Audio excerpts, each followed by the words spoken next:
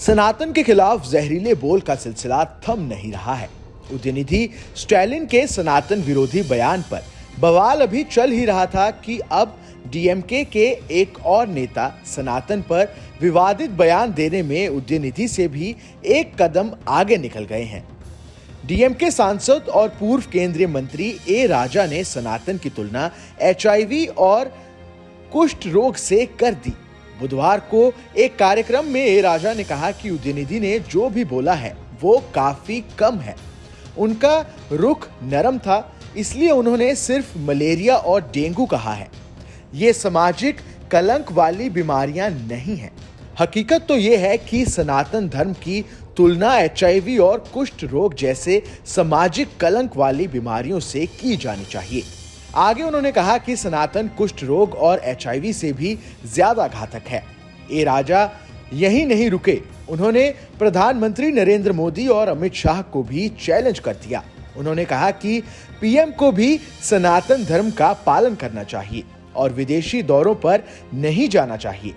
मैं प्रधानमंत्री और अमित शाह को चैलेंज करता हूं कि वो मुझसे सनातन धर्म पर बहस कर लें। दिल्ली में 1 करोड़ लोगों को बुलाएं, शंकराचार्य को भी बिठाएं और अपने सभी हथियारों को छोड़ दें। ए राजा के बयान पर बीजेपी तुरंत हमलावर हो गई।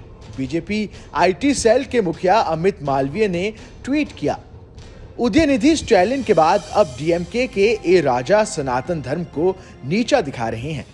ये और कुछ नहीं बल्कि विशुद्ध नफरती बोल हैं जो सनातन धर्म का पालन करने वाले देश की 80% आबादी पर निशाना साधता है।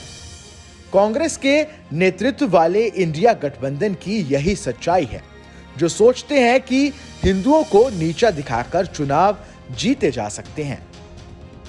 बीजेपी की प्रतिक्रिया के बाद ए राजा का एक और बयान आया, जिसमें वो अपने बयान पर कायम दिख रहे हैं।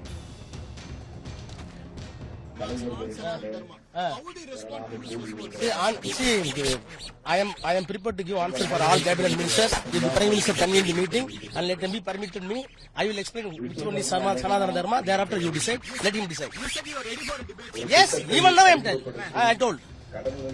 ये पूरा बवाल उदयनिधि स्टालिन के बयान से शुरू हुआ था।